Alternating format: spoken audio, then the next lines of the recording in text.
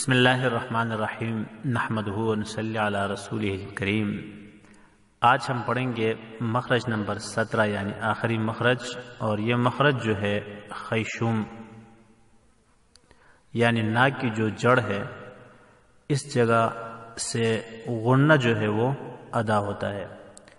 غنہ کا مطلب یہ ہوتا ہے کہ ادائیگی کے وقت نون ساکن ہو یا میم مشدد وغیرہ ہو تو آواز جو ہے وہ ناک کے اندر خیشوم یعنی ناک کی جو جڑ ہے وہاں لے جاتے ہیں، جیسے کہ تصویر سے واضح اچھی طرح غور سے دیکھیں، اور اس سے غنہ ادا ہوتا ہے۔ باقی اس بات کی تفصیل آگے آئے گی کہ کس وقت غنہ ہوتا ہے اور کس وقت غنہ نہیں ہوتا ہے۔ بہرحال چند مثالیں ملاحظہ فرمائیں۔ نون مشدد کی مثال ان الذین، اسی طرح ان من ثمنا قلیلا ان بن بن۔